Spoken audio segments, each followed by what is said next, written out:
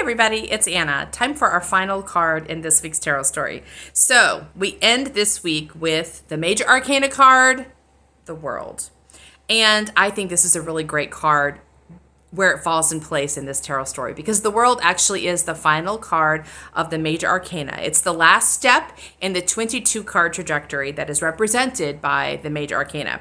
So it's the point that we celebrate. We have a victory party for ourselves because we've completed our work. It gives us a chance to look back and review where we've been, the challenges we've overcome, the opportunities we took, the blessings we created. Really tell our story in a way that makes us the epic hero that we are, and have a little party for ourselves, right? This is really important because it helps the mind integrate the story. The mind is always telling stories. It's always telling stories. It's always trying to make meaning out of things. So we want to make sure we help the mind tell the right story, right?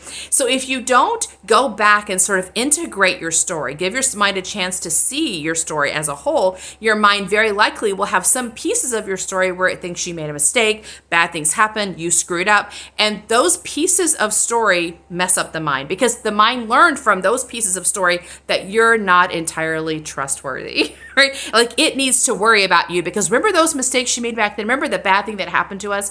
Instead of the mind writing the story as an epic adventure in which, yes, you met a challenge, but you overcame it, you healed yourself, you got past it. That's the story we want the mind to tell.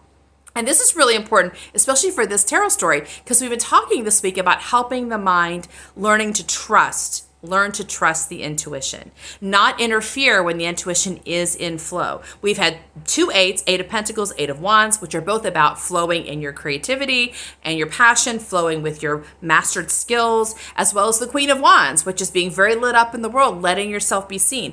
But all of these instances are challenge points for the mind because it thinks you need help in cultivating and curating your image or curating your behavior. And all of these cards are about actually the mind staying quiet and you getting into your natural flow. So we're asking the mind to trust the intuition, to not interfere when the intuition is in flow. But the way the mind learns that is by telling the right story, right? So now at this world point where you've hopefully had a few 8 points, you've gotten some momentum, you've got some things accomplished. We want the mind to go, okay, let's recap what happened. We want the mind to look at where it got quiet, it didn't interfere, and the amazing things that happened, right? And even if there were some things that were a little bit squirrely, a little bit hard, a little bit scary, look, things came out okay on the other side. We were able to walk through them, and the intuition found its way past, and all is well.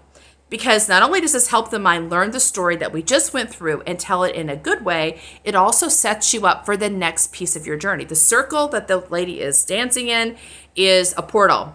You're leaving one journey behind to start a new journey. We want the mind well equipped for that new journey. So it has learned in this past journey to trust intuition. It has learned to not get in the way so that it can see the magic as it unfolds. So hopefully you'll be able to give your mind a chance to tell the story appropriately, pat yourself on the back, really claim your victories, and then get excited for the next thing you're going to do. See you next time. Bye.